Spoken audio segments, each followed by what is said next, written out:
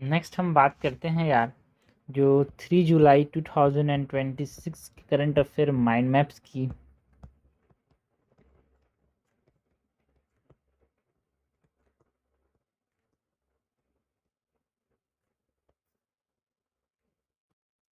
सबसे पहले तो यहाँ पे हम बात करते हैं यार जो इंडियन प्राइम मिनिस्टर का जो इनविटेशन है उसकी वजह से जो जापानीज़ प्राइम मिनिस्टर का जो ऑफिशियल विजिट था न्यू दिल्ली में वो हमको देखने को मिला, जिसकी वजह से 16 जो इंडिया जापान एनुअल समिट हमको देखने को मिला, जो कि सेलिब्रेट करता है जो 75 year of diplomatic relation India Japan के बीच में है ना, जो India Japan shared years of shared horizon की बात करते हैं। इसके बारे में हम बात करें तो इंडिया जापान एनुअल समिट 2026,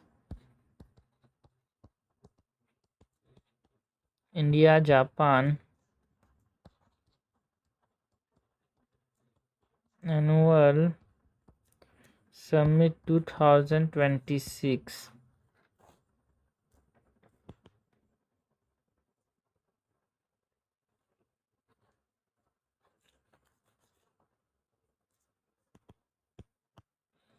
इसके अंदर जो की एग्रीमेंट्स एंड इनिशिएटिव्स हमको देखने को मिले उसकी बात करें, की एग्रीमेंट्स एंड इनिशिएटिव्स की बात करें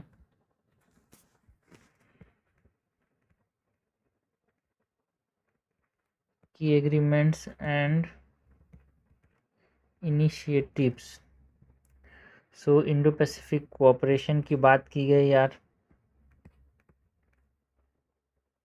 इंडो पैसिफिक कोऑपरेशन, जिसमें हमने बात की अबाउट FOIP की, दैट इज़ जो free and open Indo Pacific and Indo Pacific ocean initiative की बात की यार,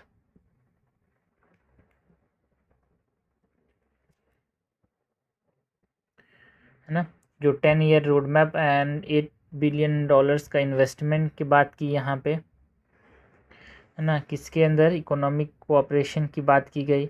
यहाँ पे 8 पिलर्स जो थे वहाँ पे टारगेट किया गया। प्राइवेट इन्वेस्टमेंट यहाँ पे $8 बिलियन का इंडिया में देखने को मिलेगा, तो इंडस्ट्रीज को एक तरह से बढ़ाएगा यार।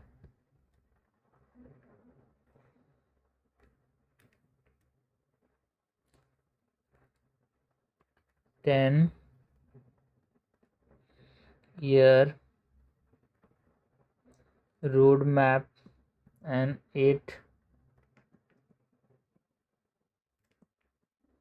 8 billion investment joint statement on artificial intelligence की बात करते हैं,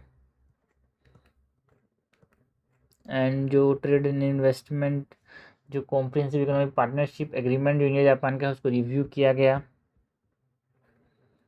ट्रेड एंड इन्वेस्टमेंट के अंदर कॉम्प्रिहेंसिव इकोनॉमिक पार्टनरशिप एग्रीमेंट को यहाँ पे रिव्यू किया गया ना। यहाँ पे जो डिफेंस कोऑपरेशन है उसकी बात की, जिसमें यूनिकॉर्न जो प्रोजेक्ट है डिफेंस कोऑपरेशन में इंडिया एंड जापान का, यूनिकॉर्न जो नेवल रेडियो एंटीना सिस्टम है यूनिकॉर्न, वो फर्स्ट डिफेंस को डेवलपमेंट प्रोजेक्ट जो है इंडिया जापान ने एक तरह से लॉन्च किया, naval radio antenna unicorn system यार। ये जो होगा मैरिटाइम सिक्योरिटी को इन्हांस करेगा, है ना, जो डिफेंस कैपेबिलिटीज़ को स्ट्रेंथन करेगा और नेशनल स्टेबिलिटी बनाया गया।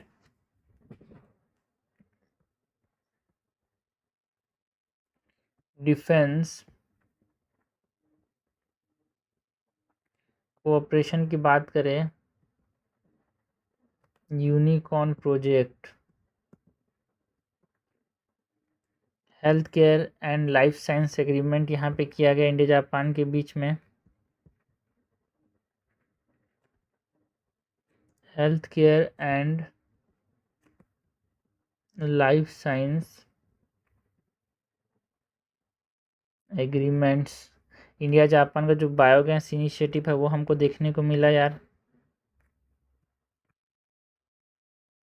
इंडिया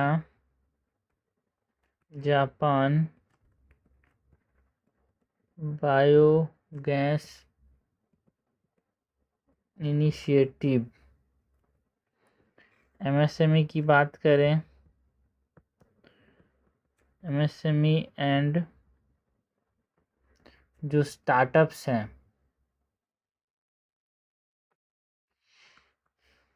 है ना, एसएमई फोरम बनाया गया। इंफ्रास्ट्रक्चर की बात करें तो उसमें मुंबई,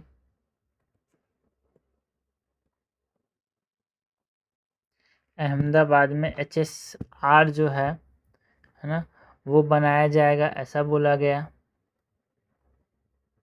हाई स्पीड रेल, तो उस पर कोऑपरेट करेगा यार। उसके बाद जो joint statement energy Reliance,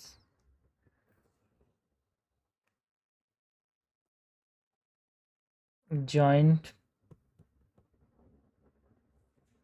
statement on energy जो रेजिलियंस है, ये जो joint statement on energy resilience है, उसके ऊपर जो स्ट्रेटेजिक पेट्रोलियम रिजर्व्स हैं उसके ऊपर दोनों कोऑपरेट करेंगे ऐसा बोला गया है यार। अमोनिया, हाइड्रोजन, एलएनजी के अंदर यहाँ पे जो है उसके ऊपर कोऑपरेशन देखने को मिलेगा, है ना।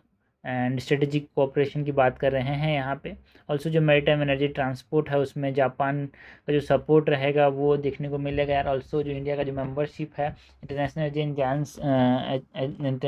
इंटरनेशनल एनर्जी एजेंसी के अंदर, उसमें कोऑपरेट करेगा जापान। और क्या बोला गया भाई, जो साइंस एंड टेक्नोलॉजी के फील्ड में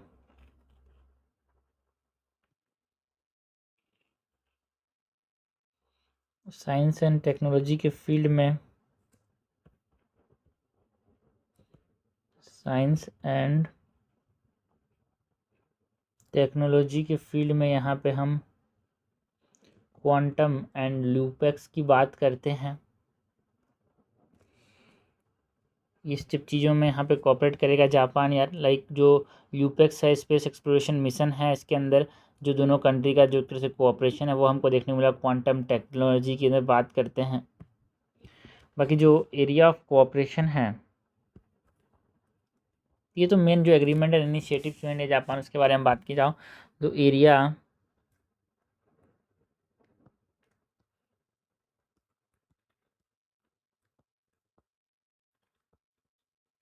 ऑफ कोऑपरेशन है, उसमें जो बायलैटरल ट्रेड एरिया है जापान का वो अराउंड $27.5 बिलियन का है यार।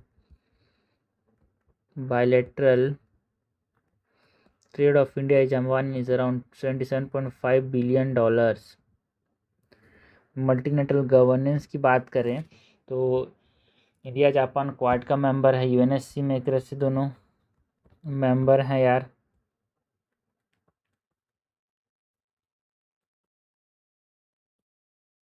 मल्टीलेटरल गवर्नेंस के अंदर हम बात करते हैं क्वाड एंड यूएनएससी की।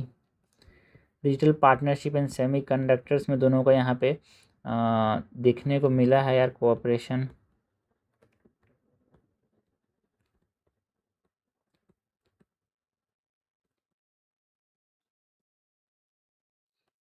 स्किल डेवलपमेंट की बात करें तो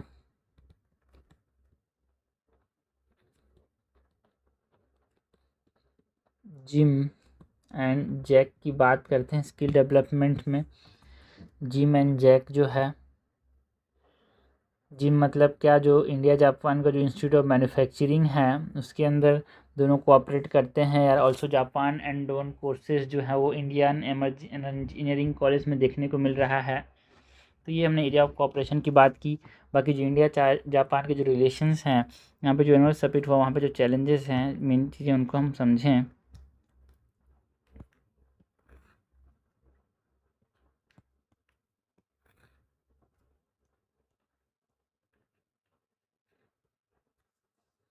सो एक स्लो इंफ्रास्ट्रक्चर इम्प्लीमेंटेशन देखने को मिलेगा, मतलब इंफ्रास्ट्रक्चर इम्प्लीमेंटेशन बहुत स्लो हो रहा है। स्लो इंफ्रास्ट्रक्चर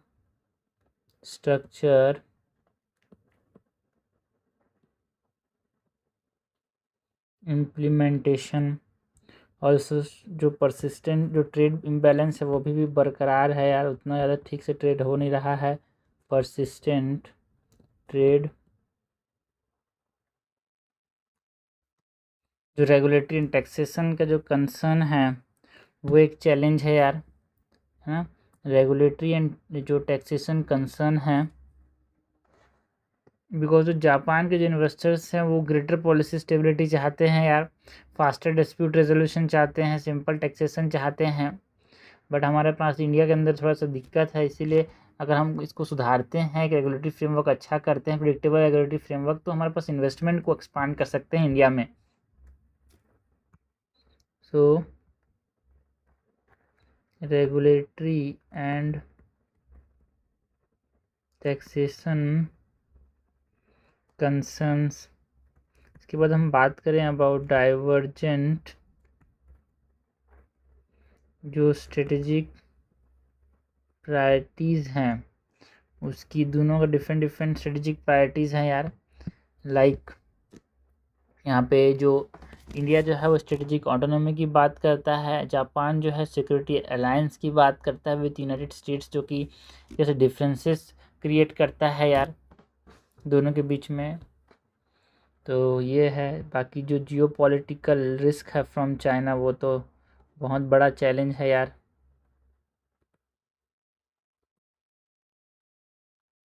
लेबर एंड जो कल्चरल बैरियर्स हैं दे आर ऑल्सो चैलेंज।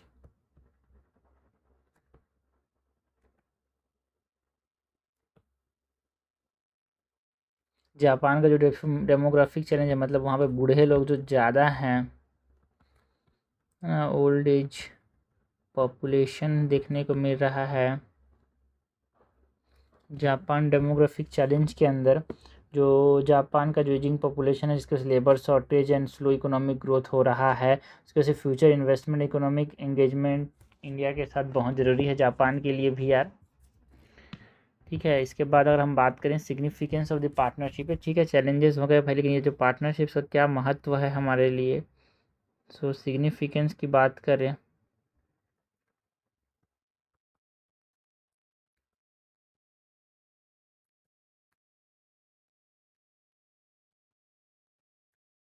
सो एक स्ट्रेटेजिक काउंटर वेट है भाई जापान चाइना का। Strategic counterweight to China, और यहाँ पे सिक्योरिटी को इम्प्रूव करने की बात करते हैं थ्रू क्वाड ग्रुपिंग यार, security through quad grouping.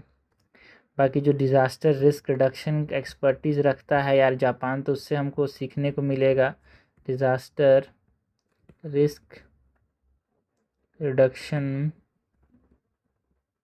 Expertise. बाकी जो सिविलाइजेशनल एंड बुद्धिस्ट टाइज हैं वो एक इम्पॉर्टेंट आस्पेक्ट है इंडिया जापान रिलेशन का, जिसको और भी स्ट्रेंथन करेगा यार।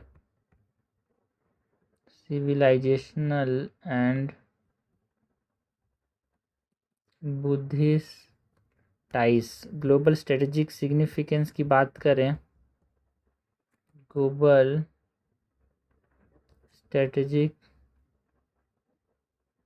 सिग्निफिकेंस है यार इंडिया जापान का, दोनों का महत्व है। बाकी आगे करना क्या है, जो दिक्कतें हैं उसको सुलझाना है। So what is the way forward यार, करना क्या है।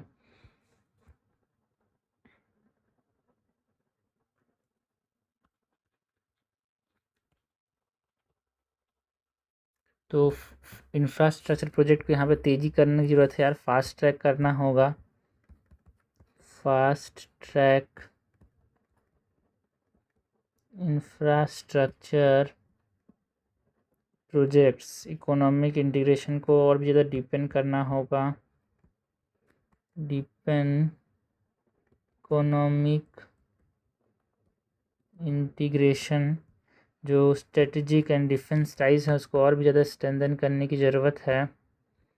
Strengthen strategic and defence ties, future ready technology partnership करना होगा, फ्यूचर रेडी टेक्नोलॉजी पार्टनरशिप करना होगा। ह्यूमन रिसोर्स कोऑपरेशन को एक्सपांड करने की ज़रूरत है यार, एक्सपांड ह्यूमन रिसोर्स कोऑपरेशन। जो रीजनल एंड ग्लोबल गवर्नेंस है उसको प्रमोट करना होगा, promote regional and global governance. जो 8 पिलर रोड मैप है उसको इंस्टीट्यूशनलाइज करना होगा। ठीक है, जो 8 पिलर रोड मैप है जिसमें हम बात करते हैं अबाउट की रेगुलर समिट लेवल रिव्यू करेंगे, स्ट्रॉन्ग सेंट्रल स्टेट कोऑर्डिनेशन करेंगे, ग्रेटर प्राइवेट सेक्टर पार्टिसिपेशन करेंगे, जो ट्रेड है उसमें एक तरह से आउटकम्स अच्छा करेंगे, टेक्नोलॉजी के सेक्टर में अच्छा आउटकम करेंगे, इंफ्रास्ट्रक्चर में, डिफेंस एंड सस्टेनेबल डेवलपमेंट की बात जो करते हैं वो एक तरह से ये 8 पिलर्स हैं यहाँ पे जो रोड मैप बनाया इंडिया जापान का। तो उसको यहाँ पे क्या करना है भाई, इंस्टीट्यूशनलाइज करना है, इंस्टीट्यूशनलाइज 8 पिलर रोड मैप। ये हमने बात किया अबाउट व्हाट, ये हमने बात किया अबाउट जो इंडिया जापान का जो एनुअल समिट है 2026 में जो हुआ था उसकी। नेक्स्ट बात करते हैं about the global AI governance की, बिकॉज यहाँ पे जो चीज़ न्यूज़ में थी अबाउट द इंटरनेशनल, जो एक इंडिपेंडेंट इंटरनेशनल साइंटिफिक पोर्टल है यूनाइटेड नेशन ने जो मतलब यूनाइटेड नेशन का जो प्रिलिमिनरी रिपोर्ट आया था independent international scientific panel on artificial intelligence के ऊपर, इसमें जो ट्रांसफॉर्मेटिव पोटेंशियल्स है एआई उसके बारे में बताया गया यार। ऑल्सो जो global north south inequalities and जो रेगुलेटरी गैप्स हैं एआई के अंदर वो बताया गया। तो अगर हम बात करें इसके अंदर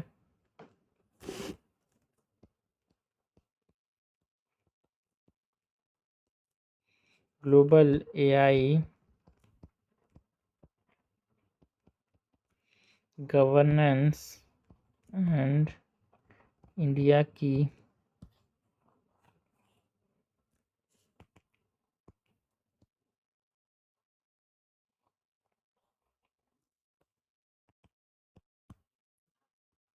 इसके अंदर जो independent international scientific panel on AI का जो रिपोर्ट है उसके बारे में बात करते हैं यार।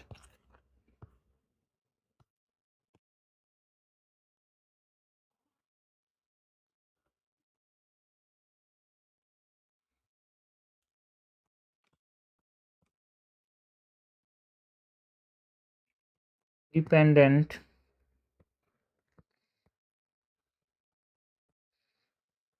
इंटरनेशनल साइंटिफिक पैनल है ऑन एआई, इसके बारे में बात करें तो एक ये इसके नेचर की बात करें तो एक इंडिपेंडेंट मल्टीडिसिप्लिनरी एक्सपर्ट बॉडी है यूनाइटेड नेशन का यार।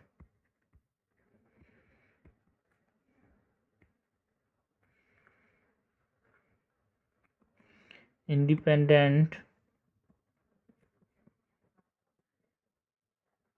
मल्टीडिसिप्लिनरी एक्सपर्ट बॉडी है कि इसका ऑब्जेक्टिव क्या है यार, जो इंडिपेंडेंट इंटरनेशनल साइंटिफिक पैनल और एआई है इसका ऑब्जेक्टिव क्या है। ये एक साइंस बेस्ड असेसमेंट करने की बात करता है ऑन एआई इम्प्लीकेशंस। इसका गोल क्या है, evidence based global AI governance लाए। Goal is to support evidence based global AI governance. Major global AI concerns की बात करें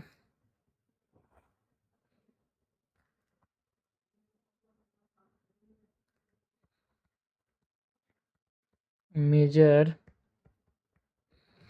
ग्लोबल एआई कंसर्न्स की बात करें सो जो डिजिटल इनइक्वालिटीज़ हैं उसके बारे में बताया गया यार इस रिपोर्ट के द्वारा। मतलब नॉर्थ में ज़्यादा अच्छा डेवलप हो रहा है एआई, साउथ में उतना अच्छा नहीं डेवलप हो रहा है, या फिर उनको यहाँ पे ट्रांसफ़र नहीं किया जा रहा है। लाइक हम रिसेंटली जो अमेरिका का जो यहाँ पे जो एआई मॉडल था उसको एक्सपोर्ट में एक तरह से रोक लगाया गया, रेस्ट्रिक्शन लगाया गया यार। तो फेबल 5 की बात करें, ठीक है, तो डिजिटल इनइक्वालिटीज़ हमको देखने को मिल रहे हैं ग्लोबल साउथ नॉर्थ गैप। बाकी जो मार्केट कंसंट्रेशन है, जो टेक जायंट्स हैं वो डोमिनेट करते हैं पूरे पूरे एआई मार्केट्स का यार यहाँ पे, तो वो एक मेजर कंसर्न है यहाँ पे।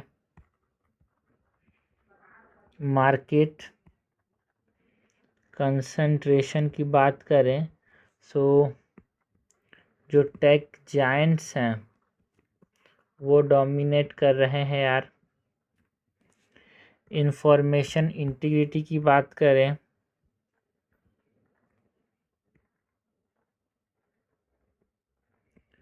तो डीफेक एंड मिस इन्फॉर्मेशन अपने को देखने को मिल रहा है बहुत ज़्यादा। बाकी जो साइबर सिक्योरिटी रिस्क हैं उसके अंदर हम बात करते हैं about automated hacking and disruptions की।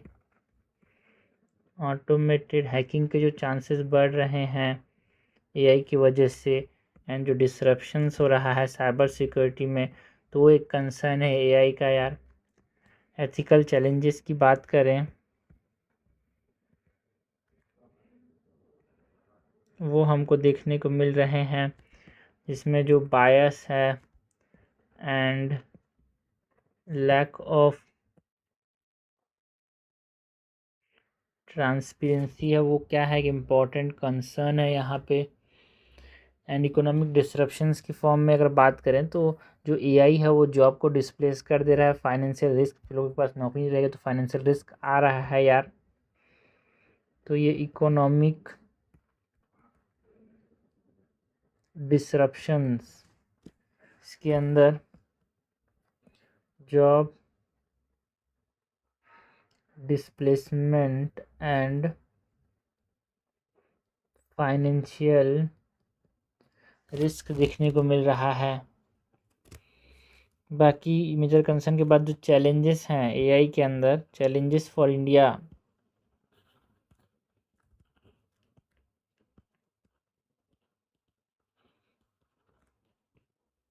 इसके अंदर जो इंफ्रास्ट्रक्चर है इसकी शॉर्टेज देखने को मिलेगा यार।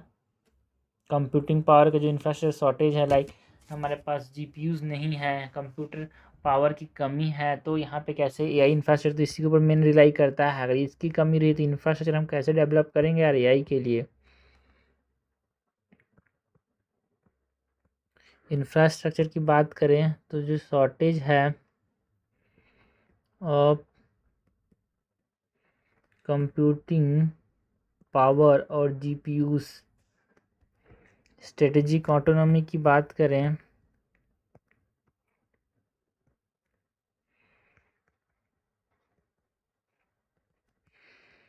वो एक इंडिया के लिए चैलेंज है, बिकॉज हम अपने फैसले ले नहीं पा रहे हैं, बिकॉज जो फॉरेन फाउंडेशन मॉडल्स है उसके ऊपर बहुत ज़्यादा हम रिलाई करते हैं यार। Reliance on foreign foundation models, regulation के चैलेंजेस हैं, लाइक जो इवॉल्विंग फ्रेमवर्क है, तो जिसकी वजह से बायसेस एंड कॉपीराइट्स के चांसेस यहाँ पे बढ़ रहे हैं, तो इसीलिए रेगुलेट करना भी बहुत ज़रूरी है यार।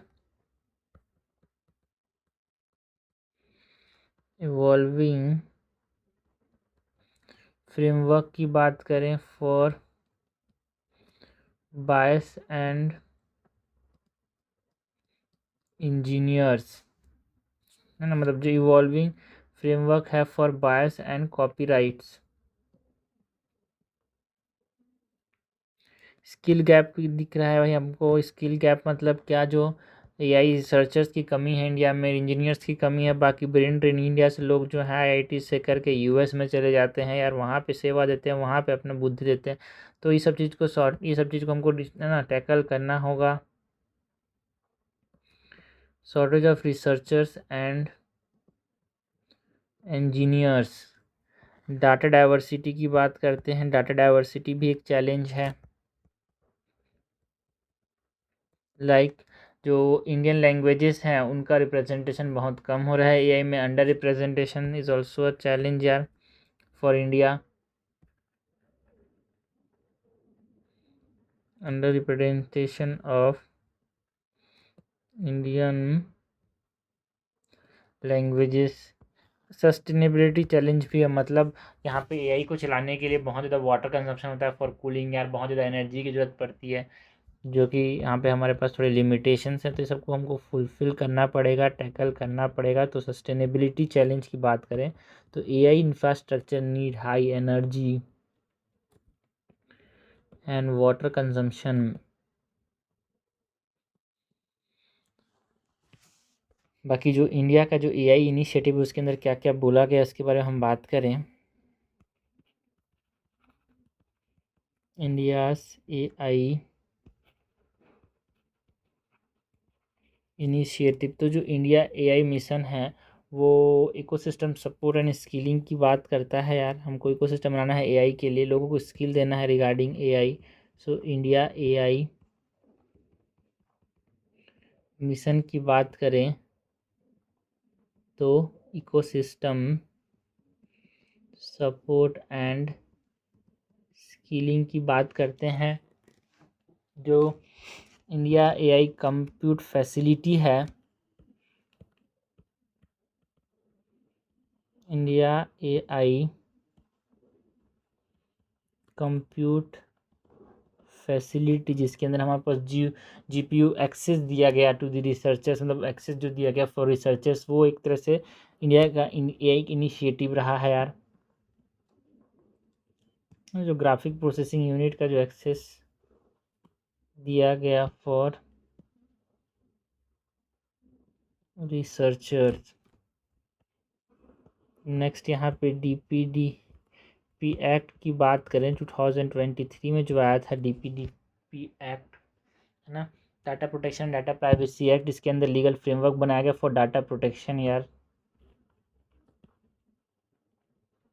एआई की दुनिया में कैसे बचाएंगे डाटा को, उसके लिए फ्रेमवर्क बनाया गया। नेशनल स्ट्रेटजी फॉर एआई की बात करते हैं।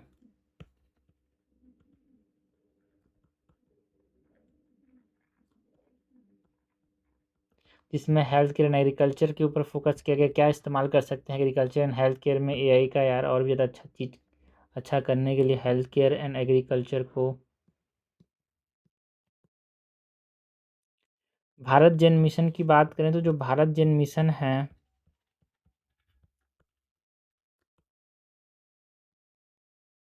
एक ये इंडिजिनस मल्टीलिंगुअल मॉडल है यार, है ना, बहुत सारे भाषा को सपोर्ट करता है, इंडिजिनसली डेवलप किया गया है। Indigenous multilingual models. नेक्स्ट यहाँ पे जो ग्लोबल गवर्नेंस फ्रेमवर्क है ये क्या है, तो इसके अंदर कौन कौन सी चीज़ें हैं उसके बारे में बात करें।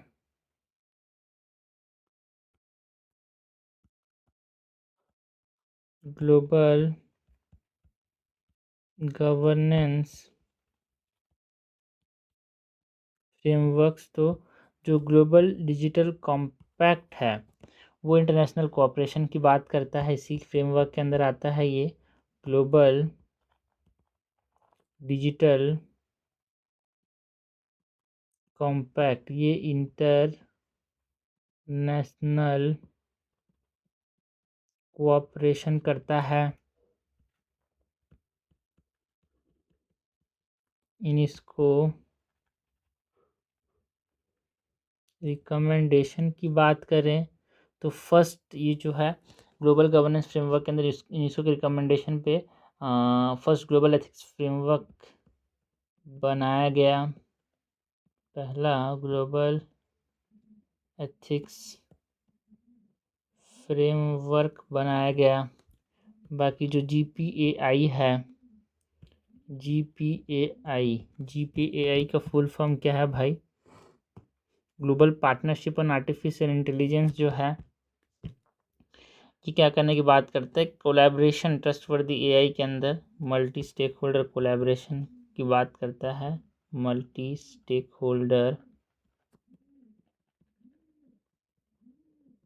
Collaboration on trustworthy AI। इसके बाद और हम करना क्या है यहाँ पे? जो ये ग्लोबल गवर्नेंस यहाँ पे हो रहा है, इसके बाद करना क्या है? What is the way forward यार? अगर हम वे फॉरवर्ड की बात करें तो कैसे सुधार सकते हैं चीज़ों को?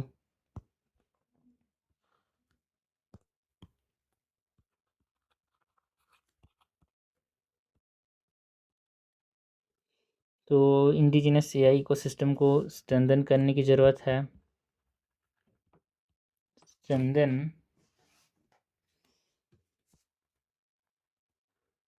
Indigenous AI ecosystem. हमको एक risk based regulatory framework develop करना होगा यार। Develop a risk based regulatory framework जो इंडिजिनस ग्लोबल कोऑपरेशन है, इंक्लूसिव ग्लोबल कोऑपरेशन को प्रमोट करना होगा। Promote inclusive global cooperation. जो AI एजुकेशन है उसको एक्सपांड करना होगा। ह्यूमन कैपिटल्स की बात करें तो ह्यूमन कैपिटल्स पे फोकस करना होगा, लोगों को सिखाने पे फोकस करना होगा। ठीक है, तभी जाके आगे हम कुछ अच्छा कर पाएंगे, वरना लोग अगर जागरूक नहीं होंगे तो जिसके पास ज्ञान होगा AI का वो यहाँ पे सब बेनिफिट्स ले जाएगा यार। जो फेयरनेस एंड ट्रांसपेरेंसी के जो प्रिंसिपल्स हैं उसको अडॉप्ट करने की ज़रूरत है। The principles of fairness and transparency. Okay, so ये हमने बात की about the global AI governance की, जिसमें यहाँ पे एक इंडिपेंडेंट जो international scientific panel on AI है ये मेन न्यूज़ में था यार। नेक्स्ट बात करते हैं यार, AI की बात कर ही रहे हैं तो एक और आर्टिकल था यहाँ पे जो AI हेलुसिनेशन जो है जुडिशरी के अंदर, बिकॉज सुप्रीम कोर्ट ने यहाँ पे जो AI रेगुलेटेड जो AI जनरेटेड हेलुसिनेटेड जुडिशियल प्रेसिडेंट्स हैं उसको कैटास्ट्रॉफी बोला जुडिशियल प्रोसीडिंग्स के अंदर, है ना। एक तरह से नॉन एग्जिस्टेंट होते हैं ये जो हम AI का जनरेटेड है ना चीज़ों पे अगर हम जुडिशरी के अंदर डिपेंड करें तो एक तरह से है ना वो कैटास्ट्रॉफी बहुत बड़ी डिज़ास्टर है, ऐसा सुप्रीम कोर्ट ने बोला। ठीक है, जो NCLT का जो ऑर्डर था है ना, उसने एक तरह से जो केस लॉस जनरेट जिसने किए AI ने उसके ऊपर यहाँ पे एक तरह से इसको साइड करने की बात की गई ना, जिसमें जो सुप्रीम कोर्ट का जो AI जनरेटेड प्रेसिडेंट्स है उसमें हम बात करते हैं अबाउट ज़ीरो टॉलरेंस की बात की जाए। यहाँ पे इस प्रेसिडेंट्स में जो चीज़ें जनरेट की जाएंगी वो सबको नहीं माना जाएगा। तो मेन चीज़ें की बात करते हैं। AI हेलुसिनेशन पिछले बार हमने बात किया था, सुप्रीम कोर्ट में हमेशा ये न्यूज़ में रहता है यार AI चल रहा है तो AI सारी चीज़ें हो रही है, इसीलिए तो हमेशा इम्पॉर्टेंट है ये AI hallucination in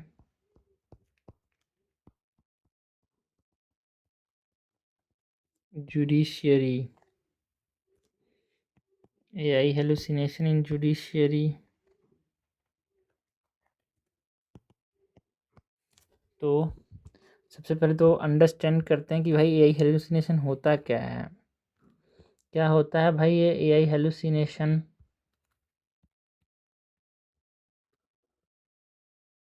understanding AI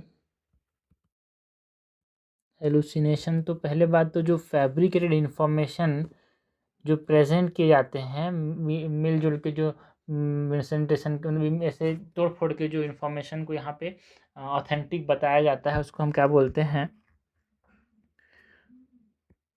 यहाँ पे एक तरह से एआई हेलुसिनेशन में देखने को मिलता है यार। Imaginary case laws and questions हमको देखने को मिलते हैं, एआई का इस्तेमाल करते हैं जुडिशरी के अंदर, जुडिशरी प्रेसिडेंट्स के अंदर। तो एआई जो है एक तरह से फैब्रिकेट कर देता है जो इन्फॉर्मेशन है प्रेजेंटेड एज ऑथेंटिक, जो है ना मिलावटी जो इन्फॉर्मेशन है उसको भी ऑथेंटिक बता देता है। Imaginary case laws and citations देखने को मिलते हैं एआई का अगर इस्तेमाल करते हैं, तो एक तरह से ये एआई हेलुसिनेशन कहलाता है।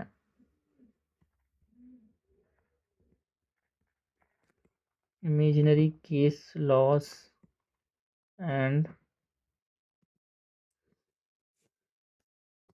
जो नॉन एग्जिस्टेंट स्टेटरी प्रोविजंस हैं वो सब यहाँ पे इंक्लूड कर देता है यार एआई जो है। तो ये एआई हेलुसिनेशन जो चीज़ है नहीं वैसा प्रेजेंट करता है, तो इसीलिए क्या बोला, हेलुसिनेशन नाम दिया। नॉन एग्जिस्टेंट स्टेटरी प्रोविजंस को यहाँ पे डाल देता है, तो एक तरह से कोड को मिसलीड करता है यार विदाउट वेरिफिकेशन। ये एआई मिसलीड्स कोड्स विदाउट वेरिफिकेशन। बाकी जो सुप्रीम कोर्ट का ऑब्जर्वेशन है यहाँ पे, एंड सुप्रीम कोर्ट ने जो एक्शन लिया है उसकी बात करें,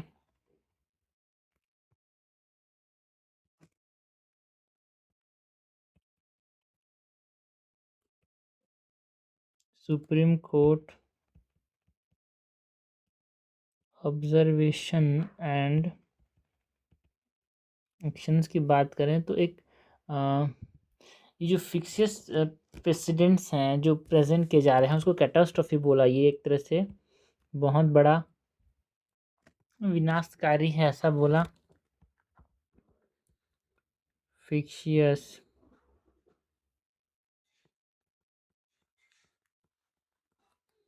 फिक्सियस precedents are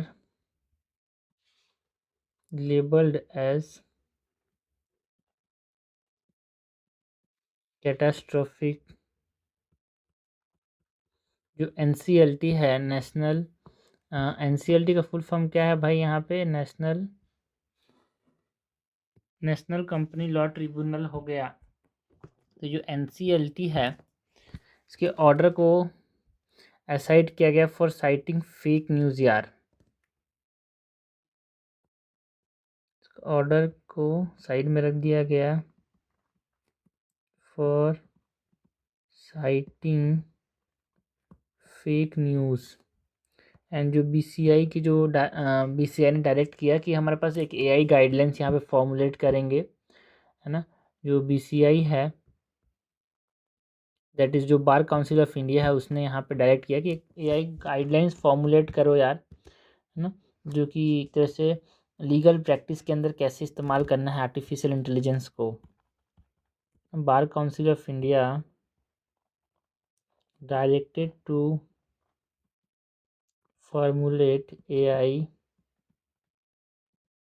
गाइडलाइंस।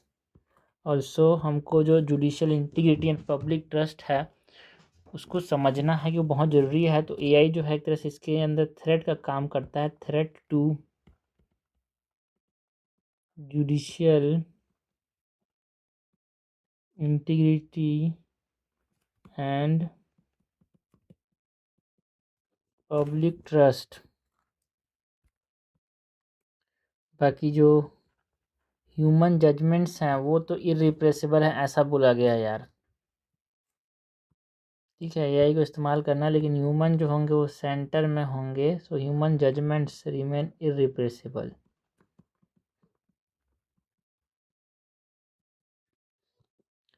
बेनिफिट्स क्या हैं एआई के, अगर हम बेनिफिट्स ऑफ एआई की बात करें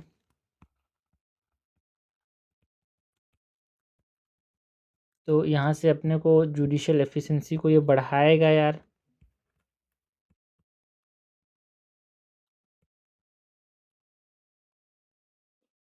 ठीक है, लाइक जो legal research and document review है उसमें आसान कर देता है चीज़ों को।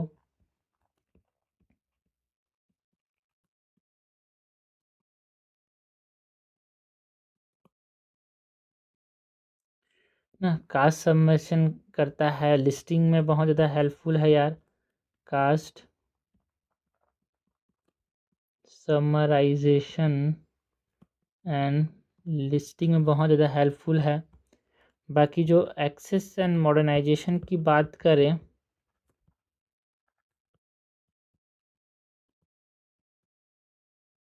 एआई का एक्सेस एंड मॉडर्नाइजेशन में जो लिटिगेशन का कॉस्ट है एआई उसको बहुत कम कर देगा। Lower litigation cost, multilingual access provide करता है ये। मल्टीलिंगुअल एक्सेस प्रोवाइड करता है। जो रजिस्ट्री का जो फाउंडेशन है, जो रजिस्ट्री का फंक्शन है, उसको ये स्ट्रीमलाइन करता है।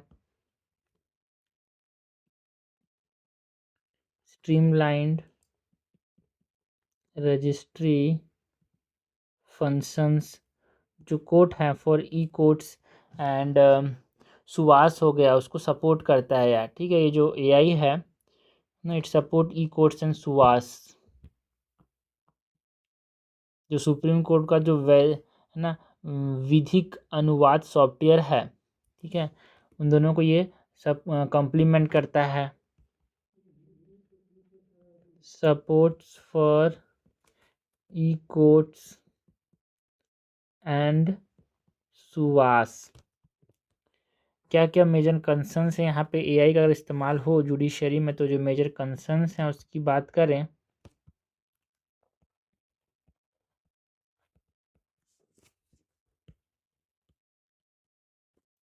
तो जो डाटा सेट के अंदर एक एल्गोरिथमिक बायस है यार एआई का, तो वो एक तरह से बहुत बड़ा कंसर्न है।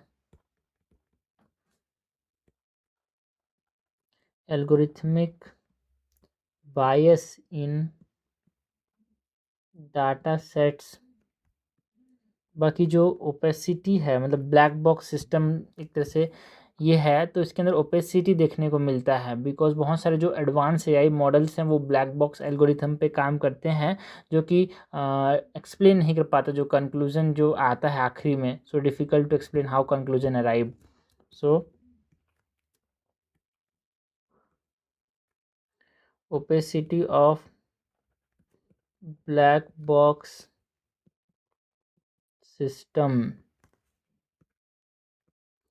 ये एक बहुत बड़ा कंसर्न है। बाकी जो privacy and data security risk तो हमेशा रहेगा यार। एआई को दे देंगे तो एआई किसी को भी यहाँ पे बेच सकता है, कोई भी डाटा हो गया उसको।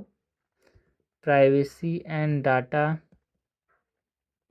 सिक्योरिटी रिस्क की बात करते हैं। ऑल्सो जो ओवर रिलायंस है एआई के अंदर, वो एक तरह से आपकी जो सोचने की शक्ति है, एनालिटिकल रीजनिंग है, उसको कमज़ोर कर दे रहा है। Over reliance on AI, it is weakening analytical reasonings। बाकी जो अकाउंटेबिलिटी गैप्स हैं वो हमको देखने को मिलते हैं यार। मतलब कभी कभी एररनेस आउटपुट्स आ जाते हैं, गलत आउटपुट आ जाते हैं, तो उसके लिए अकाउंटेबल कौन रहेगा, इसकी जिम्मेदारी कौन लेगा, तो ये एक कंसर्न है यहाँ पे। Accountability gap for erroneous outputs. तो ड्राफ्ट एआई जो रेगुलेशन 2026 में आया था, उसने यहाँ पे रेगुलेशन कुछ प्रकार के लाने की कोशिश की, तो इसके बारे में हम बात करें।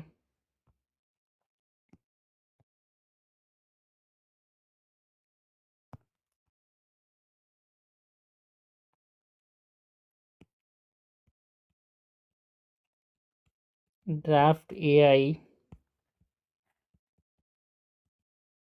रेगुलेशन 2026 की बात करें तो ये असिस्टिव यूज़ करना है यार, इसको एक तरह से असेस करने में मतलब मदद करेगा। असिस्टिव यूज़ के लिए एआई का इस्तेमाल करना है, ऐसे नहीं कि एडजुडिकेटरी यूज़ होगा, चीज़ों को ख़त्म करेगा, जो पेंडिंग केसेस को कम करेगा, ऐसा नहीं इस्तेमाल करना है एआई को। So assistive use only and not adjudicatory use, ये बहुत इंपॉर्टेंट लाइन है यार यहाँ पे। तरह से कंक्लूड कर सकते हो। बाकी जो AI बेस्ड जुडिशियल आउटकम्स है उनको प्रोहिबिट करने की ज़रूरत है, और इसमें AI रेगुलेशंस में ये बोला गया, प्रोहिबिशन ऑफ AI बेस्ड जो जुडिशियल आउटकम्स हैं एंड जो मैंडेटरी डिस्क्लोजर है कि लॉयर कौन होगा, इसको बताना बहुत ज़रूरी है यार। मैंडेटरी मतलब यहाँ पे जो मैंडेटरी डिस्क्लोजर बाय लॉयर है वो बहुत ज़रूरी है ना। लॉयर जब भी AI टू का इस्तेमाल करे, जब असिस्टेंस में इस्तेमाल किया है AI को, तो लॉयर ये बताना बहुत ज़रूरी है। अगर वो कोई प्लेज बना रहा है, सबमिशन या फिर लीगल डॉक्यूमेंट बना रहा है, उसने AI का इस्तेमाल किया, तो लॉयर को ये बताना ज़रूरी है। ये यहाँ पे रेगुलेशन 2026 जो ड्राफ्ट रेगुलेशन है उसके अंदर बोला गया, mandatory disclosure by lawyers and जजेस जो होंगे वो फुल्ली अकाउंटेबल होंगे। यहाँ पे मतलब ह्यूमन अकाउंटेबिलिटी, जजेस remain fully accountable for every judicial order. यार AI असिस्टेंस कितना भी इस्तेमाल किया हो, पूरा अकाउंटेबिलिटी किसके पास होगा, जजेस के पास होगा। तो याद रखना भाई, जजेस भी फैसला लेने से पहले बहुत सोचेंगे, बिकॉज ऐसा AI की कुछ चीज़ें नहीं और जजेस ने फैसला सुना दिया तो पूरी जिम्मेदारी किसके ऊपर होगी, जजेस के ऊपर होगी। तो ये हमने ड्राफ्ट AI रेगुलेशन 2026 में जो बोला गया, जो रेगुलेट करने की कोशिश की जाएगी, तो की गई यहाँ पे AI इन जुडिशरी, उसके बारे में बात की। बाकी करना क्या, what is the way forward, आगे का क्या। सो एक कॉम्प्रिहेंसिव AI गवर्नेंस फ्रेमवर्क बनाने की ज़रूरत है। अपने को क्या बनाना होगा यार, एक कॉम्प्रिहेंसिव AI गवर्नेंस फ्रेमवर्क जो कि clear ethical and legal standards बनाए।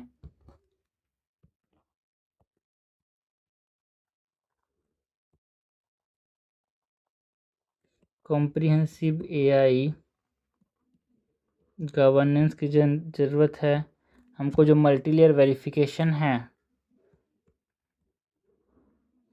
वो मैंडेटरी करना होगा, मैंडेटरी मल्टीलेयर वेरिफिकेशन। जो कैपेसिटी बिल्डिंग है फॉर कोर्ट ऑफिशियल्स, उसको यहाँ पे करना पड़ेगा कि देखो भाई, कोर्ट को थोड़ा सा पता चले कि AI का इस्तेमाल कैसे करना है, to assist not to adjudicate. तो कैपेसिटी बिल्डिंग पे बात करना होगा फॉर कोर्ट ऑफिशियल्स, है ना। जो एक्सप्लेनेबल AI है उसको प्रमोट करना होगा,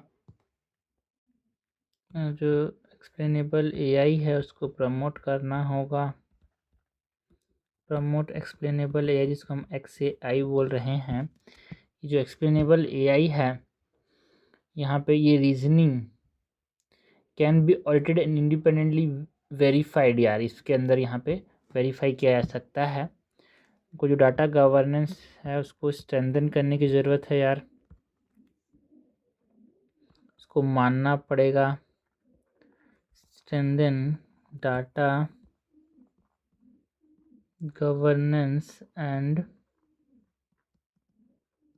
compliance and international best practice को अडॉप्ट करने की ज़रूरत है, जो दुनिया भर में अच्छे से इस्तेमाल किया जा रहा है। लाइक जो यूरोपियन यूनियन का जो AI एक्ट है, UN ग्लोबल डिजिटल कॉम्पैक्ट की बात करें, जिसने तरह से सीख सकते हैं इनसे भाई, है ना। जो council of European framework convention है ऑन AI, तो इस सब चीज़ हम सीख सकते हैं और ये सीखना ही पड़ेगा। Adopting international best practices, for example जो UAI एक्ट हो गया and UN global digital compact, इनसे हम सीख सकते हैं कि कैसे यहाँ पे बेस्ट प्रैक्टिस को यहाँ पे लगाना है AI की। तो हमने बात की about AI hallucination in judiciary.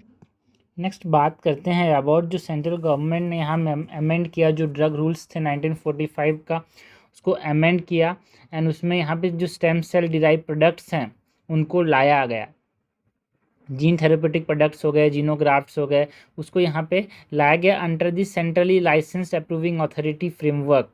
ठीक है, सेंट्रल लाइसेंसिंग अथॉरिटी फ्रेमवर्क के अंदर। तो सबसे पहले तो यहाँ पे जो stem cell and gene therapy की बात करें तो जो रेगुलेटरी फ्रेमवर्क है CLAA की, उसकी बात करेंगे। So stem cell and gene therapy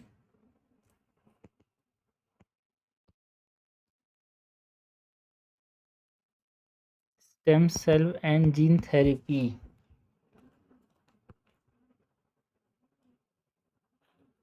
सबसे पहले जो रेगुलेटरी फ्रेमवर्क है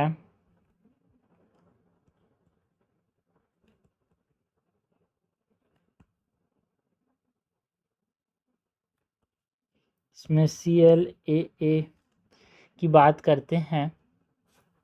नहीं, जो CLAA है वो है क्या? It is centrally licence approving authority. जो सेंट्रल लाइसेंस को अप्रूव करता है उसके अंदर इनको लाया गया। अमेंडमेंट हुआ जो ड्रग रूल्स हैं 1945 का, जो अथॉरिटी है यहाँ पे, ओके, जो रूरल अथॉरिटी है, सेंट्रली लाइसेंस प्रूविंग अथॉरिटी की तो हमने बात की। तो जो रूरल अथॉरिटी वो central drug standard control organisation है, जिसको drug control general of India जो है वो हेड करता है। एक रेगुलेटरी मैकेनिज्म है ड्रग एंड कॉस्मेटिक एक्ट के अंदर।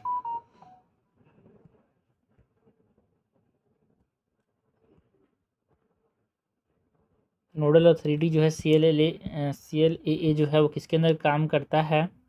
Central drug standard control organisation under headed by director drug control general of India. And objectives की बात करें तो quality assurance and safety standards बनाता है ये। क्वालिटी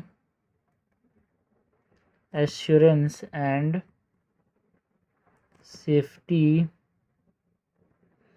स्टैंडर्ड्स बनाता है। नीड की बात करें, यहाँ पे जो रेगुलेटरी फ्रेमवर्क है उसकी ज़रूरत क्यों है? यहाँ पे हमने जो डाला ना, जो स्टेम सेल से जो दवाई बने जाएंगे, जो यहाँ पे जीन मतलब जो जीनोग्राफ्ट से जीन थेरेपेटिक प्रोडक्ट्स हैं उसको यहाँ पे इनके अंदर सेंट्रली लाइसेंस अप्रूविंग अथॉरिटी के अंदर डाला गया। क्यों?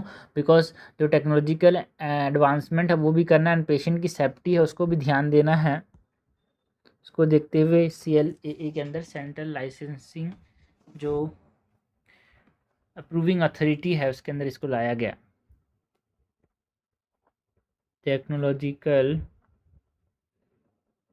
एडवांसमेंट एंड जो पेशेंट सेफ्टी है उसके अंदर।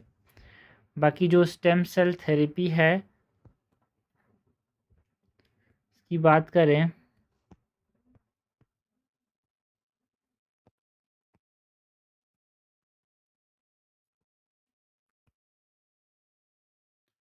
तो ये क्या होता है भाई? इसमें सेल्फ रिव्यू एंड डिफ्रेंशिएट करने की ताकत होती है। जो स्टेम सेल होते हैं ना, खुद से रिन्यू कर सकते हैं, खुद से डिफ्रेंशिएट होते हैं, किसी भी बॉडी का पार्ट बना सकते हैं। तो ये जो मैकेनिज्म इस्तेमाल करते हैं that is self renew and differentiate कर सकते हैं। टाइप्स ऑफ स्टेम सेल की बात करें तो क्या होता है? एम्ब्रियोनिक स्टेम सेल,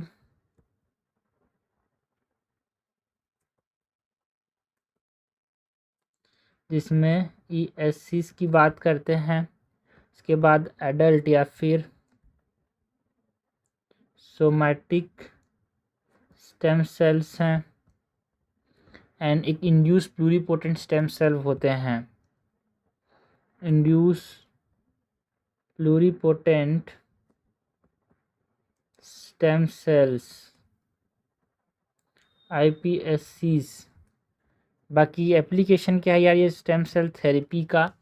यहाँ पे blood cancer and spinal injuries में इन स्टेम सेल्स का हम इस्तेमाल कर सकते हैं। स्टेम सेल थेरेपी से यहाँ पे इन सबको बना सकते हैं।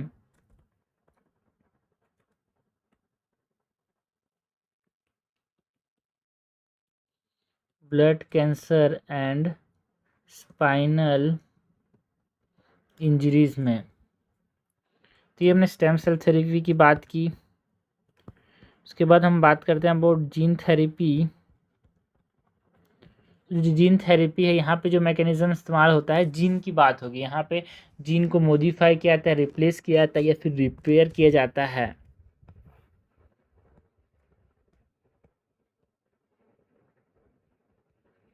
मैकेनिज्म की बात करें तो जीन को यहाँ पे मॉडिफाई किया जाता है, रिप्लेस किया जाता है और रिपेयर किया जाता है जीन्स को। डिलीवरी की बात करें तो जीन थेरेपी का यहाँ पे एक वायरल या फिर नॉन वायरल वेक्टर होता है जिसमें जीन को डिलीवर किया जाता है।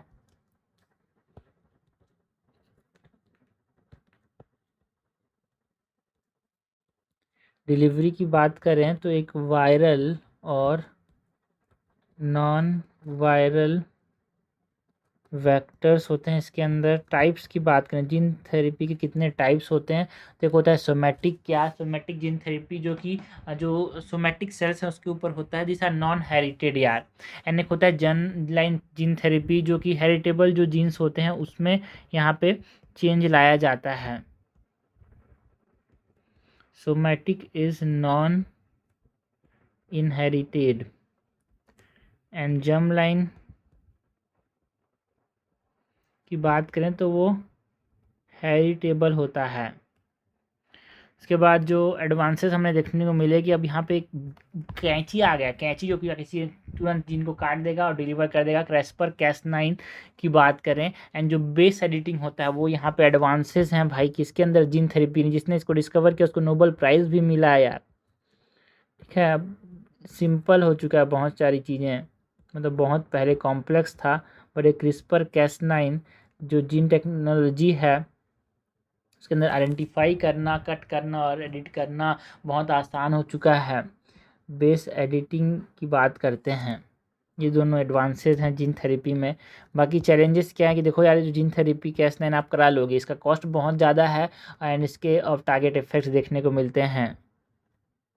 किसी और जगह को भी कट कर दिया तो उसके नुकसान हो सकते हैं यार। ठीक है, high cost end of target effects. बाकी आगे आने वाली जो इमर्जिंग थेरेपीज़ हैं उसमें हम बात करते हैं but stem cell derive products की, जीनोग्राफ्ट्स की, सब इसी को इंक्लूड किया गया यार। सेंट्रली जो सेंट्रल लाइसेंस अप्रूविंग अथॉरिटी, इसी के अंदर ये सब चीज़ों का भी इस्तेमाल किया जा रहा है। तो इसको भी यहाँ पे लाइसेंस दिया जाएगा, इसको भी रिव्यू किया जाएगा। जो इमर्जिंग थेरेपीज़ हैं की बात करें तो स्टेम सेल डिराइव प्रोडक्ट्स हमको देखने को मिले यूज़ में। स्टेम सेल डिराइव प्रोडक्ट्स हमको यूज़ में देखने को मिले। जीनोग्राफ की बात करें तो जो एनिमल डिराइव ट्रांसप्लांट्स हैं, जीनो में something that is derive from animal यार, एनिमल से जो चीज़ लिए हुए, सपोज करो पिग का, सुअर का हार्ट लगा दिया, दिस टाइप ऑफ जीनोग्राफ्टिंग ना। सो ये सब चीज़ों में रेगुलेशंस की ज़रूरत है अब, क्योंकि अब ये बहुत सारी चीज़ें जो है कॉमन होने लगी हैं। ये xeno animal derived transplants and जो CAR T सेल थेरेपी है which is type of immunotherapy. CAR T cell therapy की बात करें तो it is a type of immunotherapy. बाकी जो रिसेंट डेवलपमेंट्स यहाँ पे हो रहे हैं,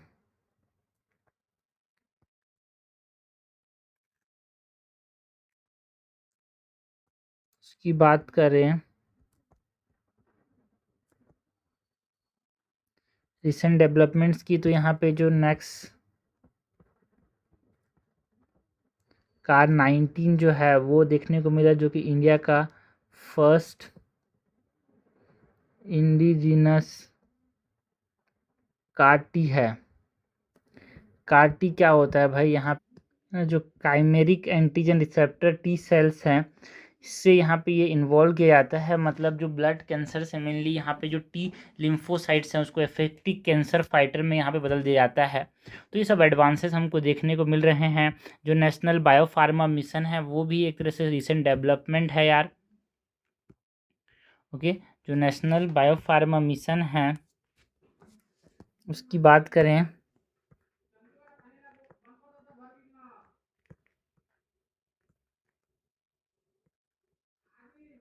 नेशनल बायोफार्मा मिशन यहाँ पे रिसर्च इनोवेशन इंडिजिनस डेवलपमेंट को ये सपोर्ट करता है। जो नेशनल बायोफार्मा मिशन है, जो बायोफार्मास्यूटिकल्स हैं, वैक्सीन हैं एंड बायोसिमिलर्स को एक तरह से ये डेवलप करने की बात करता है। उसके बाद जो बायो E3 पॉलिसी है 2024 में जो आया था, वो एक हाई परफॉर्मेंस मैन्युफैक्चरिंग को प्रमोट करने की बात करता है यार। हमारे पास जो प्रिसीजन थेरेपेटिक्स हैं, scientific biology and biotechnology based health care जो है, इनमें इनोवेशन एंड सपोर्ट, इनोवेशन को सपोर्ट प्रोवाइड करता है। एंड ये जो यहाँ पे ऊपर में बात की ना, ये क्या है, नेक्स्ट कार कार आई मतलब कार 19 जो है वो है नेक्स्ट कार 19 क्या है भाई। तो ये जो नेक्स्ट कार 19 है एक इंडिजिनस सी कार टी थेरेपी है ये, है ना, जो कि रिसेंटली इंडिया ने डेवलप किया। पहला indigenous develop car T therapy जो कि एडवांस कैंसर ट्रीटमेंट के तौर पे हमको देखने को मिलेगा। एंड ज़्यादा अफोर्डेबल है यार। एंड तरह से जो इंडिया का जो बायोटेक्नोलॉजी कैपेबिलिटी है उसकी स्ट्रेंथ को बता रहा है। बाकी दुनिया में अगर आप कराओ किसी और देश में 40 से 50 लाख लगते हैं कार टी थेरेपी में, बट इस थोड़ा सस्ता हो गया है, 30 से 40 लाख में हो जाता है।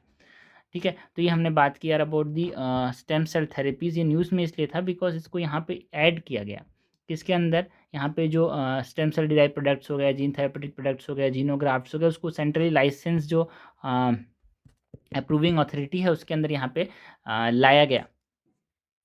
नोडल जो अथॉरिटी है, जो सेंट्रल लाइसेंसिंग अप्रूविंग अथॉरिटी है, वो किसके अंदर काम करता है, ये काम करता है दी CDSCO के अंदर ये काम करता है भाई।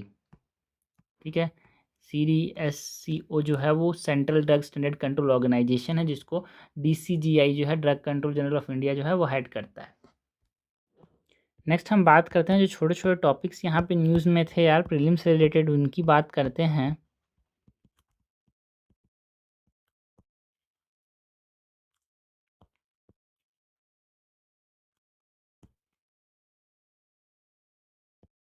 सबसे पहले तो यहाँ पे जो रंग कम्युनिटी है वो न्यूज़ में था। रंग कमिटी जो है वो न्यूज़ में क्यों था, बिकॉज जो रंग कम्युनिटी ने जो इंस्टॉलेशन था, है ना, एक कंक्रीट शिवलिंग बनाने के जो है इंस्टॉल करने की बात की जा रही थी नियर दी ओम पर्वत, उसको इन्होंने एक तरह से अपोज किया। बिकॉज हमारे पास जो सेक्रेड नेचर है उसको प्रोटेक्ट करना है, ट्रेडिशन को प्रोटेक्ट करना है बोल के इन्होंने अपोज किया। इसीलिए न्यूज़ में था ये रंग कम्युनिटी यार। सो रंग कम्युनिटी की बात करें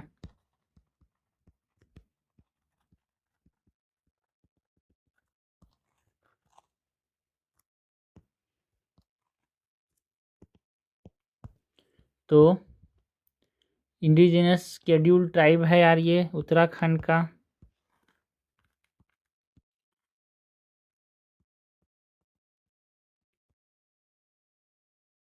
इंडिजिनस शेड्यूल ट्राइब है ये ऑफ उत्तराखंड। बाकी ये किस एरिया में रहते हैं, ज्योग्राफी की बात करें तो यहाँ पे कौन कौन सी वैलीज़ हैं इस रीजन में रहते हैं, ये व्यांस, धर्मा एंड चौधन्स वैली यहाँ पे देखने को मिलता है, इस रीजन में रहते हैं। लाइवलीहुड की बात करें इनका तो trans Himalayan traders and animal husbandry को ये फॉलो करते हैं यार दिनचर्या जीने के लिए। लाइवलीहुड की बात करें तो ट्रांस हिमालयन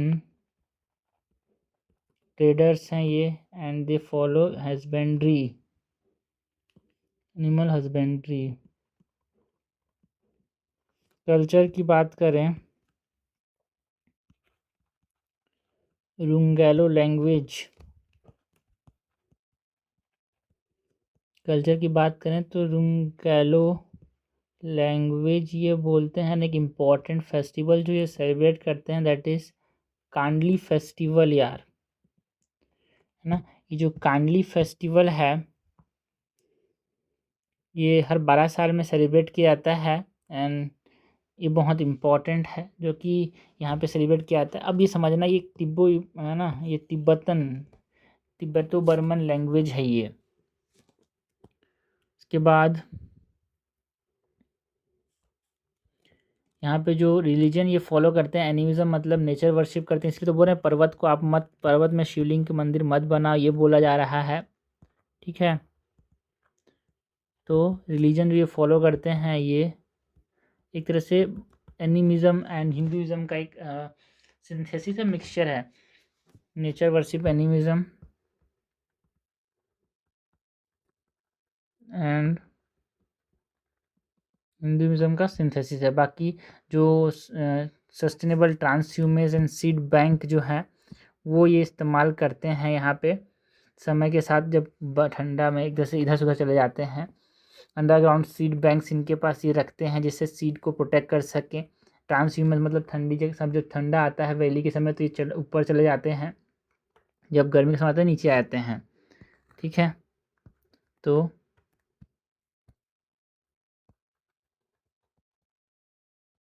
कंजर्वेशन की बात करें तो एक सस्टेनेबल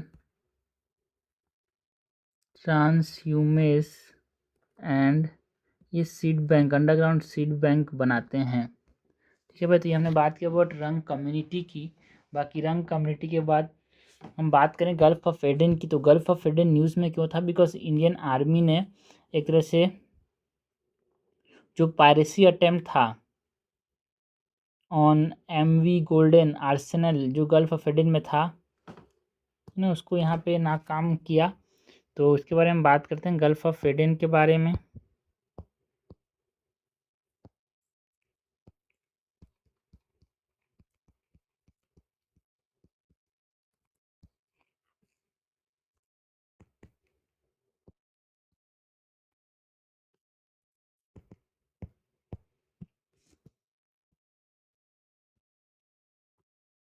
ओके, तो एक स्ट्रेटेजिक लिंक है यार between the Arabian Sea and Red सी।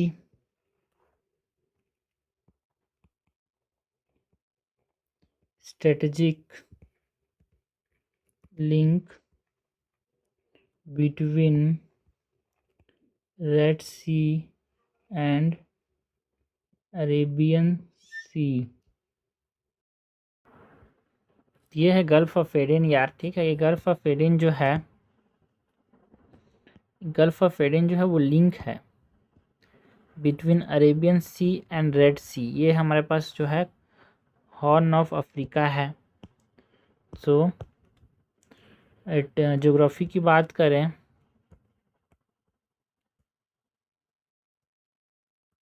तो जो हॉर्न ऑफ अफ्रीका है एंड अरेबियन पेनिनसुला है, वहाँ पे ये लाई करता है यार। जियोलॉजी की बात करें तो यंग रिफ्ट बेसिन है विथ सेबा रिज, यहाँ पे सेबा रिज है यार। पोर्ट्स की बात करें तो एडन एक इम्पॉर्टेंट पोर्ट है यहाँ पे, ये है एडन। इसके बाद मकला, जिबोटी, जो जिबोटी सिटी है ये रहा भाई, जिबोटी सिटी यहाँ पे इथियोपिया का पार्ट है। जिबोटी इथियोपिया इधर, जिबोटी इधर, एल यहाँ मब एल मंदेब, ओके। यहाँ पे एंड कौन है भाई, गल्फ ऑफ एडन में पोर्ट्स जो हैं बारबेरा। इम्पोर्टेंस क्या है, वर्ल्ड लार्जेस्ट जैसे and world busiest shipping corridor बोल सकते हैं। यहाँ पे बहुत ज़्यादा शिप यहाँ से पास करता है। गल्फ ऑफ एडन का ये इम्पोर्टेंस है भाई। वर्ल्ड बिजिएस्ट शिपिंग कॉरिडोर है। यहाँ पर ज्योग्राफी की याद रखना आपको। यहाँ पे आसपास आपको पूछेगा गल्फ ऑफ एडन में एक सोमालिया है, एक सोमाली लैंड है, एक सोमालिया है, इधर यमन है, इधर सऊदी अरेबिया, इधर ओमान है, ठीक है। इधर जिबूटी है, इधर इथरिया है, इधर सूडान है। नेक्स्ट यहाँ पे जो बरजुली वेटलैंड है उसको एक बायोडाइवर्सिटी हेरिटेज साइट डिक्लेयर किया गया यार असम के अंदर, इसीलिए ये न्यूज़ में था। एंड इन्होंने जो ओराइजा रूफिपगॉन जो एक मतलब पेड़ की वैरायटी है, मतलब पैडी की जो धान की वैरायटी है, जो कि एक तरह से इसके कंजर्व करने के लिए यहाँ पे जो बुजोली वेटलैंड है उसको यहाँ पे वर्ल्ड हेरिटेज साइट घोषित किया गया है ना। ये राइस स्पीसीज है जो कि एक तरह से नेचुरली यहाँ पे वाटर स्ट्रेस को झेल सकता है, क्लाइमेट रेजिलिएंट होता है एंड ये न्यूट्रिशनली सुपीरियर राइस वैरायटी है। इसके बारे में बात करें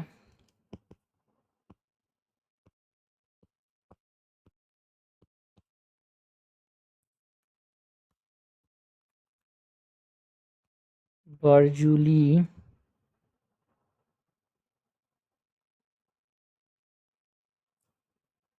वेटलैंड एंड ओराइजा रूफिपगन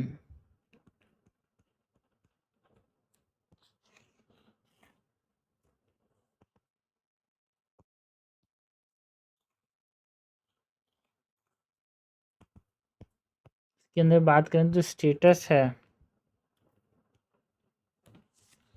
तो बायोडायवर्सिटी हेरिटेज साइट इसको घोषित किया गया। जो बरजूली वेटलैंड है उसको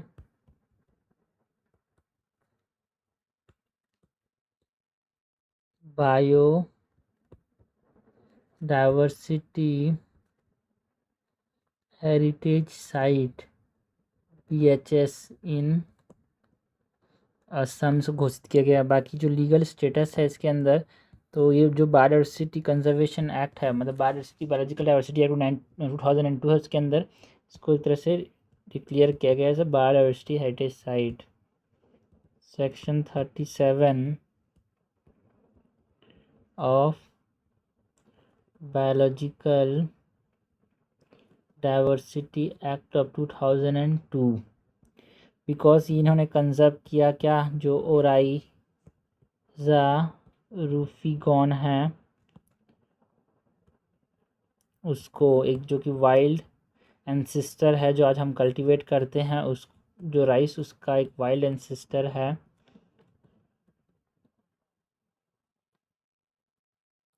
एंड जो ट्रेट्स हैं इसके अंदर, जो ये राइस के अंदर, तो एक तरह से ये पेस्ट से रेजिस्टेंट होता है, डिसीज एंड फ्लडिंग से रेजिस्टेंट होता है यार, क्लाइमेट रेजिलिएंट है ये।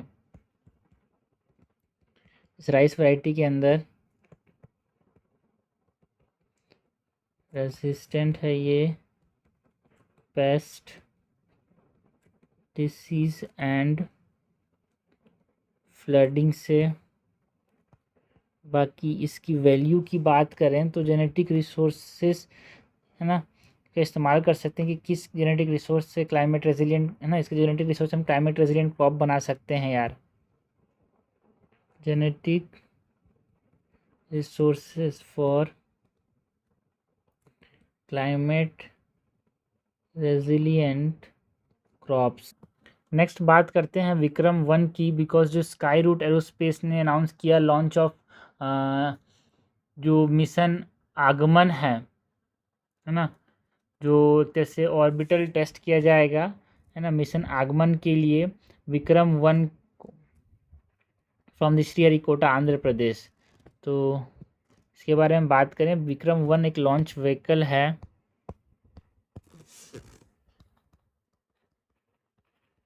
Vikram 1 launch vehicle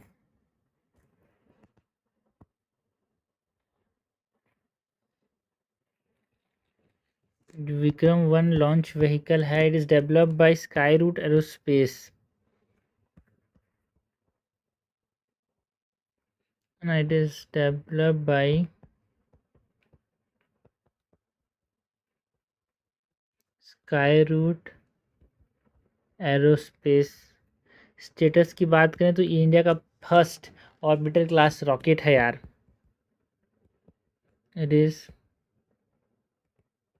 India's first private, ठीक है, Skyroot aerospace is a private sector है ना एंटिटी यार, जिसने लॉन्च किया है इसको, एंड ये लो अर्थ ऑर्बिट में भेजा जाएगा यार, है ना, मतलब ये जो स्मॉल ऑर्बिट्स हैं उनको लो अर्थ ऑर्बिट में भेजेगा, है ना। विक्रम 1 जो है वो एक privately develop orbiter class launch vehicle है जो कि स्मॉल सैटेलाइट्स को लो अर्थ ऑर्बिट में भेजेगा। जो स्काईरूट एरोस्पेस है वो एक प्राइवेट स्पेस स्टार्टअप है जो कि एक तरह से इंडिया के स्पेस सेक्टर को रिफॉर्म कर रहा है यार, तो उसने इसको डेवलप किया है, first private orbital class rocket. Technology की बात करते हैं यहाँ पे 3D प्रिंटेड लिक्विड इंजन का इस्तेमाल किया जा रहा है, कार्बन कंपोजिट्स जो हैं वो इस्तेमाल किए जाएंगे।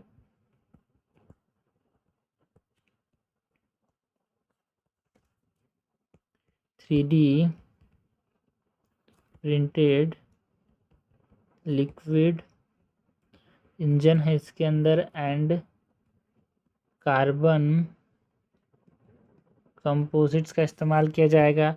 जो पेलोड है इसका ये 350 किलो तक के जो स्मॉल सैटेलाइट्स हैं उनको लो अर्थ ऑर्बिट में भेज पाएगा। विक्रम 1 लॉन्च व्हीकल, बाकी ये जो है बहुत इम्पोर्टेंट है फॉर मिशन आगमन, जो कि टेस्ट फ्लाइट के लिए बहुत ज़्यादा ये इम्पोर्टेंट है। लॉन्च विंडो है तो मिशन आगमन के लिए उसके समय यहाँ पे उस मिशन आगमन के अंदर यहाँ पे इसको टेस्ट किया जा रहा है, जो विंडो है ना उसके अंदर। सो मिशन आगमन का एक टेस्ट फ्लाइट है। मिशन आगमन जो है एक तरह से जो प्राइवेट पार्टिसिपेशन है ऑर्बिटल लॉन्चेस में उसको बता रहा है। एंड अराइवल, इसका मतलब क्या होता है, अराइवल जो है फर्स्ट पहली बार जो है विक्रम से जो है विक्रम 1 लॉन्च व्हीकल की बात करें तो एक फर्स्ट ऑर्बिटल रॉकेट है जो कि आगमन के अंदर से भेजा गया, इसको पहला प्राइवेट रॉकेट है ये। नेक्स्ट बात करते हैं अबाउट आई स्लीप की। आई स्लीप यहाँ पे न्यूज़ में था यार। आई स्लीप जो है वो क्या है, यहाँ पे जो आईआईटी हैदराबाद एंड NIMHN जो है उन्होंने मिल के IIT हैदराबाद एंड NIMHANS ने यहाँ पे लॉन्च किया आई स्लीप, जो कि एशिया का पहला ओपन एक्सेस स्लीप डाटाबेस है जिसमें किसको फ़ायदा मिलेगा, जो इस्केमिक स्ट्रोक पेशेंट हैं जो कि एडवांस स्ट्रोक या फिर स्लीप रिसर्च में हेल्प करेगा यार। तो इसके बारे में बात करें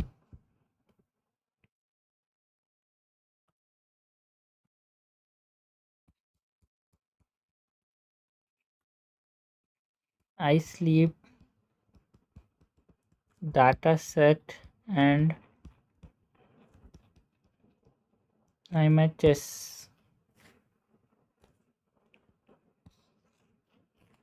इसके बारे में बात करें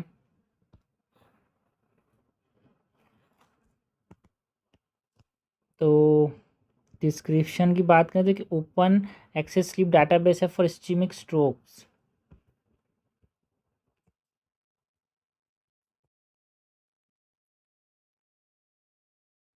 ओपन एक्सेस स्लीप डाटाबेस है फॉर इस्केमिक स्ट्रोक। पार्टनर्स की बात करें तो NIMHANS ने IIT हैदराबाद के साथ मिलकर इसको लॉन्च किया आई स्लीप डाटाबेस। फाइंडिंग्स की बात करें तो इसने बोला कि जो 85% स्ट्रोक पेशेंट हैं उनमें स्लीप एपनिया देखने को मिलता है यार, ना, जिसमें सोते समय ब्रीथिंग रुक जाता है फिर चालू हो जाता है। तो ये सब देखने को मिला उनके अंदर। ये आई स्लीप डाटाबेस ने यहाँ पे पता किया इस चीज़ को। 85% ऑफ जो stroke patient have sleep apnoea. And जो रिसर्च है इसके अंदर AI enable automated sleep stage classification देखने को मिला है। एंड जो NIMHANS है वो क्या है? इट इज़ नेशनल इंस्टीट्यूट और नेशनल इम्पोर्टेंस है ना, ये इंस्टीट्यूट ऑफ नेशनल इम्पोर्टेंस है बेंगलोर में। इसके बारे में बात करें तो national institute of mental health and neuro science, ये है भाई national institute for mental health and neuro science. ये इंडिया का प्रीमियर हेल्थ इंस्टीट्यूट जो कि mental health, neuro science and clinical care की बात करता है, जो कि एक तरह से ministry of health and family welfare के अंदर काम करता है। It is also declared as a national institute, मतलब इंस्टीट्यूट ऑफ नेशनल इम्पोर्टेंस यार, जो NIMHANS एक्ट के अंदर। It is an institute of national importance. Okay, तो ये हमने बात की जो छोटे टॉपिक्स जो कि प्रीवियस रिलेटेड यहाँ पे न्यूज़ में थे यार। एंड जो मेंस रिलेटेड टॉपिक्स हैं जिसके ऊपर आपको थोड़ा डिटेल में पता होना चाहिए, आंसर लिख सको, थोड़ा सा दिमाग में चीज़ें रखनी होगी यहाँ पे, वो सब हमने बात की रिगार्डिंग दी 3 जुलाई 2026 के current affair mind maps cover हुआ यार हमारा।